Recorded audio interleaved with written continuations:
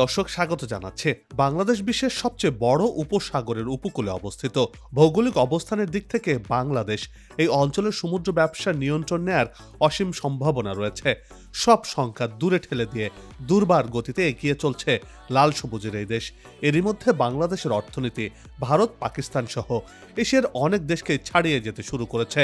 বিশ্বের কাছে এক ঈর্ষণীয় নাম হয়ে উঠেছে এই বাংলাদেশ। হংকং, সিঙ্গাপুর যেভাবে সমুদ্র বন্দর দিয়ে নিজেদের অর্থনীতিকে শক্তিশালী করেছে, বাংলাদেশে সেই পথে হাঁটতে শুরু করেছে। মাতার বাড়িতে গভীর সমুদ্র বন্দরের মাধ্যমে উন্নয়নের পালে ভিন্ন মাত্রা যুক্ত হতে যাচ্ছে বাংলাদেশের।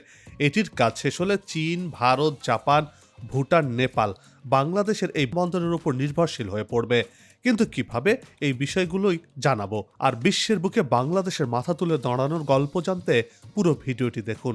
দর্শক, চলুন চলে যাই মূল ভিডিওতে।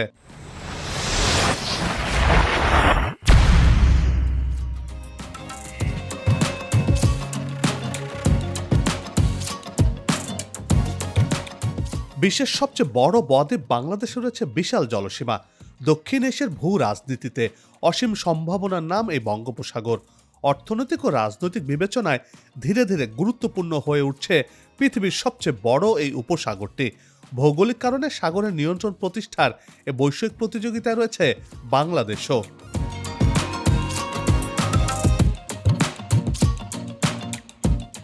বিশ্লেষকরা বলছেন, বিশ্বের দ্রুত বর্ধনশীল অর্থনীতির দেশগুলোর মধ্যে বাংলাদেশ অন্যতম।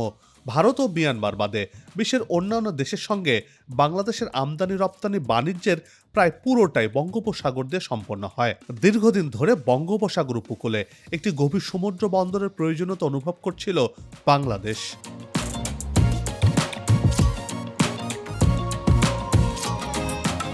জলপথে পণ্য রপ্তানিতে জাহাজ বুকিং পেতে বৈশ্বিক সংকট রয়েছে। ফলে নিজস্ব ডিপ সিপোর্ট বা গভীর সমুদ্র বন্দর প্রতিটি দেশের জন্য খুবই গুরুত্বপূর্ণ। আর এ কারণে বিশ্বজুড়ে পরাশক্তিগুলোর মধ্যে নীরব একটা যুদ্ধ চলছে, যার নাম বন্দরের যুদ্ধ। কে কত কৌশলগত সুবিধাজনক বন্দরের দখল নিতে পারে, এটি হলো এর মূল উদ্দেশ্য।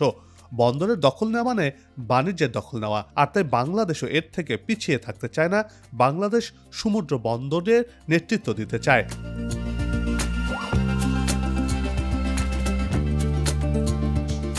বাংলাদেশের প্রধান সমুদ্র বন্দর চট্টগ্রাম বন্দর। 1887 সালে আনুষ্ঠানিক যাত্রা শুরু করা চট্টগ্রাম বন্দরটি এ অঞ্চলের প্রধান সমুদ্র বন্দর হয়ে ওঠে।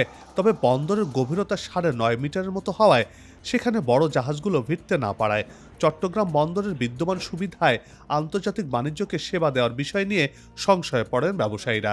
যদিও চট্টগ্রাম বন্দর দিয়ে দেশের মোট রপ্তানি বাণিজ্যে প্রায় 75% সম্পন্ন হয়, আমদানি বাণিজ্যের ক্ষেত্রেও এ হার 80%।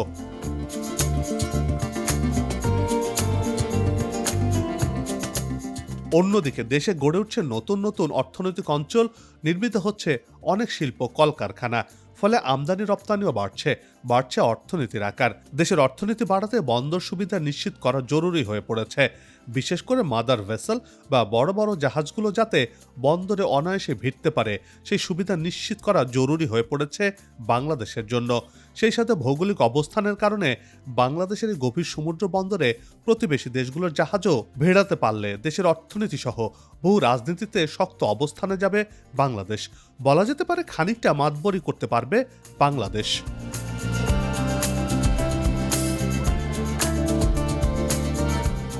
সুদূর প্রসারের চিন্তা থেকে ভৌগোলিক অবস্থানের সুবিধা নিয়ে দেশে নির্মিত হচ্ছে গভীর সমুদ্র বন্দর। এতে নতুন করে স্বপ্ন দেখতে শুরু করেছে লাল সবুজের এই দেশ। কক্সবাজার উপজেলার মহেশখালীর মূল ভূখণ্ড থেকে বিচ্ছিন্ন দুর্গম দ্বীপ মাতার বাড়ি, এখানে নির্মিত হচ্ছে গভীর সমুদ্র বন্দর। আর এটি নির্মিত হলে এটি হবে ট্রানজিট পোর্ট বা আঞ্চলিক বন্দর। আর এই বন্দরের মাধ্যমে ভারতের পূর্বাঞ্চলের 7 অঙ্গরাজ্য বা 7 সিস্টার, নেপাল, ভুটান, চীনের কুনমিং সহ প্রতিবেশী দেশগুলো সুবিধা পাবে। আর বাংলাদেশ এই বন্দরের বিনিময়ে প্রচুর অর্থ আয় করবে। ফলে অর্থনীতির আকার আরও বড় হবে দেশের। গভীর সমুদ্র বন্দরের দীর্ঘদিনের স্বপ্ন এখন দৃশ্যমান। বঙ্গোপসাগরের তীর ঘেঁষে 1031 একর জায়গার ওপর নির্মাণ করা হচ্ছে এই গভীর সমুদ্র বন্দরটি।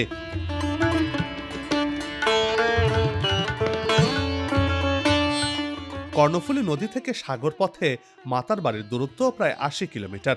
মাতারবাড়ি গভীর সমুদ্র বন্দর এলাকায় পানি পুরোটা নীল। দেশের আর কোনো বন্দরে এমন নীল পানি নেই। নীল পানি থাকা মানে নৌপথের বড় অংশে পলি জমার আশঙ্কা কম। আবার সাগর থেকে উপকূল পর্যন্ত পাথর দিয়ে তৈরি বাঁধ থাকায় নৌপথে তেমন ঢেউ নেই। এতে জাহাজ থেকে পণ্য ওঠা নামানোর সুবিধা মিলবে। কক্সবাজারের মাতারবাড়ি ও জাপানের কাশিমার ভূপ্রকৃতি প্রায় একই ধরনের, তাই কাশিমা বন্দরের মডেলেই মাতারবাড়ি গভীর সমুদ্র বন্দর তৈরি করা হচ্ছে।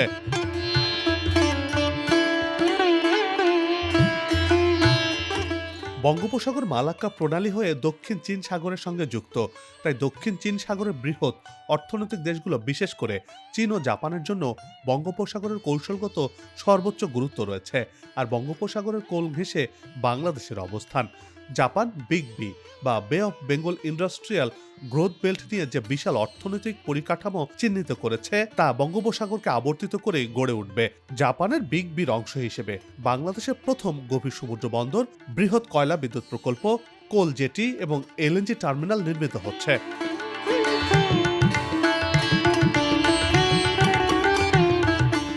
মাতারবাড়ি বন্দরটি ২০২৬ সালের ৩১ ডিসেম্বরের মধ্যে নির্মাণ কাজ শেষ করার কথা রয়েছে। জাপান ইন্টারন্যাশনাল কোঅপারেশন এজেন্সি বা জাইকা সহযোগিতায় গড়ে উঠছে এই গভীর সমুদ্র বন্দরটি। এখনো বন্দর হিসেবে গড়ে না উঠলেও গত কয়েক মাসে ৮ লাখ মেট্রিক টন কয়লা নিয়ে বিদ্যুৎ কেন্দ্র জেটিতে ভিড়েছে বিশাল আকৃতির ১০টি জাহাজ।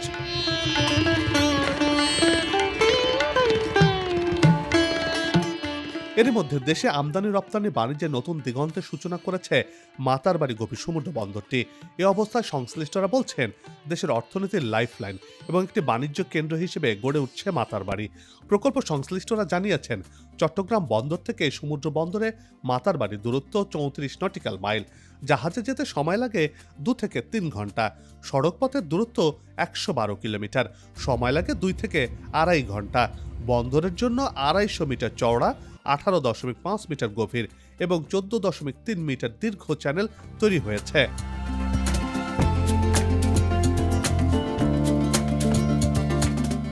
সংশ্লিষ্টরা বলছেন, বর্তমানে চট্টগ্রাম বন্দরের জেটিতে সাধারণত মাত্র ৯.৫ মিটার ড্রাফট বিশিষ্ট জাহাজ বার্থ করতে পারে। মাতারবাড়ি এলাকাটি লবণ চাষের জন্য বিখ্যাত।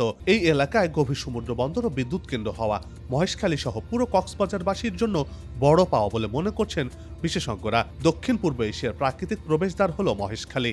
এখানে গভীর সমুদ্র বন্দরের কাজ শেষ হলে বড় বড় জাহাজ নোঙর করতে পারবে। এতে করে সিঙ্গাপুর, কলম্বো, মালয়েশিয়ার বন্দরে ব্যবসায়ীদের আর অপেক্ষায় থাকতে হবে না। বাংলাদেশ থেকে আমেরিকা একটি পণ্যের চালান পাঠাতে বর্তমানে সময় লাগে ৪৫ দিন, আর বন্দরটি চালু হলে মাত্র ২৩ দিনে সরাসরি নির্ধারিত গন্তব্যে পৌঁছাতে পারবে।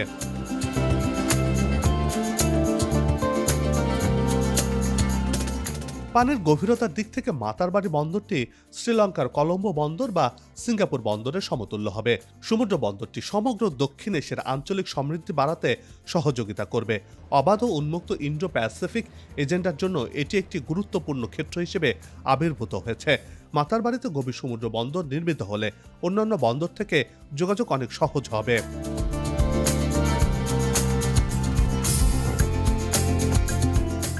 সমুদ্র পথে চট্টগ্রাম থেকে মাতারবাড়ির দূরত্ব ৩৪ নটিক্যাল মাইল, পায়রা বন্দর থেকে মাতারবাড়ির দূরত্ব ১৯০ নটিক্যাল মাইল এবং মোংলা বন্দর থেকে এর দূরত্ব ২৪০ নটিক্যাল মাইল। এতে মাতারবাড়িতে মাদার ভেসেল থেকে পণ্য খালাস করে অল্প সময়ের মধ্যে সড়ক ও সমুদ্র পথে অন্যান্য বন্দরে পরিবহন করা যাবে। বন্দরটি পুরোপুরি চালু হলে দেশের অর্থনীতিতে গুরুত্বপূর্ণ ভূমিকা রাখবে। এটি জাতীয় অর্থনীতি প্রবৃদ্ধিতে ২.৩% অবদান রাখবে বলে মনে করছেন অর্থনৈতিক বিশ্লেষকরা।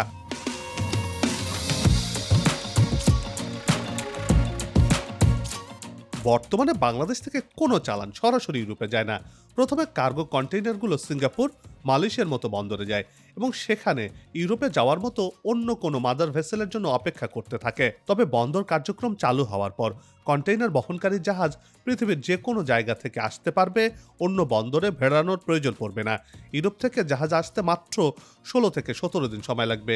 খরচও কমে আসবে ১৩০০ মার্কিন ডলারের নিচে। এটি দেশের অর্থনীতির চাকা অনেকখানি সচল করবে।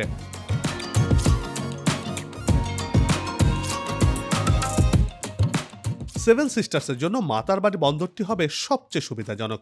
ভারতের আসাম, অরুণাচল, মেঘালয়, ত্রিপুরা, মণিপুর, মিজোরাম ও নাগাল্যান্ড বা সেভেন সিস্টারভুক্ত এই অঞ্চল মাতারবাড়ি গভীর সমুদ্র বন্দরের সুবিধার আওতায় আসবে। তাদের দেশের অর্থনীতি বাড়বে। অন্যদিকে নেপাল, ভুটান সহ চীনও এই বন্দরের সুবিধার আওতায় আসবে। এই বন্দর ব্যবহারের সুযোগ দেওয়ার মাধ্যমে ট্রানজিট মাশুল থেকে বিপুল পরিমাণ রাজস্ব আয় করবে বাংলাদেশ। এই আয়ের মধ্য দিয়ে বাংলাদেশের অর্থনীতির চাকা আরও শক্তিশালী হবে।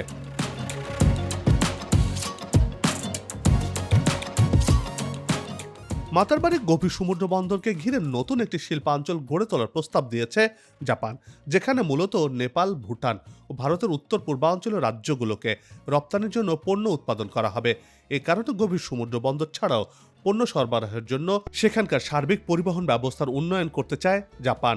এ পরিকল্পনায় ভারত ও বাংলাদেশের মধ্যে বাণিজ্য বাড়ানোর পাশাপাশি জাপান ও অন্যান্য দেশ থেকে বিনিয়োগ আনতে সহায়তা করবে।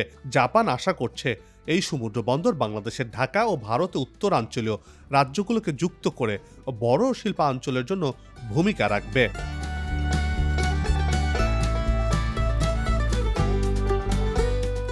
দেশের অর্থনীতিকে বদলে দিতে পারে এই কক্সবাজার। আর সে কারণে দুনিয়ার সবচেয়ে বড় উপসাগর বঙ্গোপসাগরের কোল ঘেঁষা কক্সবাজার জেলার মহেশখালীর মাতারবাড়িতে নির্মিত হচ্ছে গভীর সমুদ্র বন্দর। নির্মাণ কাজ শেষ হলে এটি হবে ট্রানজিট পোর্ট বা আঞ্চলিক বন্দর। বন্দর কর্তৃপক্ষ আশা করছেন দেশের প্রথম গভীর সমুদ্র বন্দর মাতারবাড়ি চালু হলে জাহাজের খরচ ৫৭% নেমে আসবে। পণ্য পরিবহনের সময়ও ৬০% কমে আসবে। দেশের অর্থনৈতিক লাইফলাইন এবং একটি বাণিজ্যিক কেন্দ্র হিসেবে গড়ে উঠবে এই মাতারবাড়ি।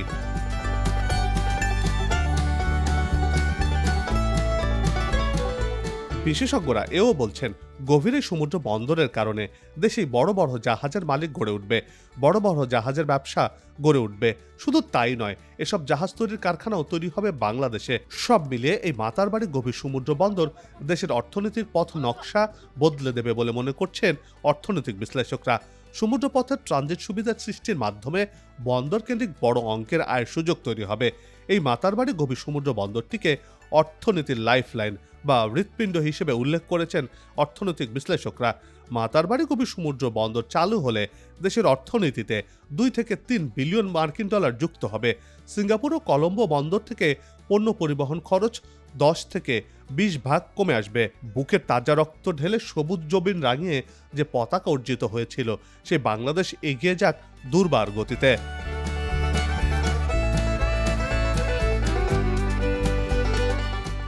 আসুক নতুন দিন, লাগু খাওয়া উন্নয়নের পালে, এমন প্রত্যাশা রেখে পর্ব থেকে বিদায় নিচ্ছে।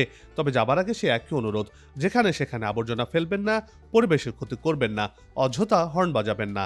আপনার দেশের সৌন্দর্য রক্ষায় পোস্টার লাগানো থেকে বিরত থাকুন। চ্যানেলটিতে যদি নতুন হয়ে থাকেন, ভিডিওটি ভালো লাগে তাহলে চ্যানেলটি সাবস্ক্রাইব করে ভালোবাসায় আবদ্ধ করবেন। ভালো লাগা না লাগার বিষয়টি কমেন্টে লিখে জানাবেন। কি ধরনের ভিডিও দেখতে চান তাও জানানোর অনুরোধ রইল। আগামীতে আবারও দেখা হবে নতুন কোনো জায়গা, তথ্য, ইতিহাস আর উন্নয়ন চিত্র নিয়ে। নিজে ভালো থাকুন, দেশকে ভালো রাখুন, আমাদের সাথেই থাকুন, দেখতে থাকুন দেশের এগিয়ে যাওয়ার চিত্র। ধন্যবাদ।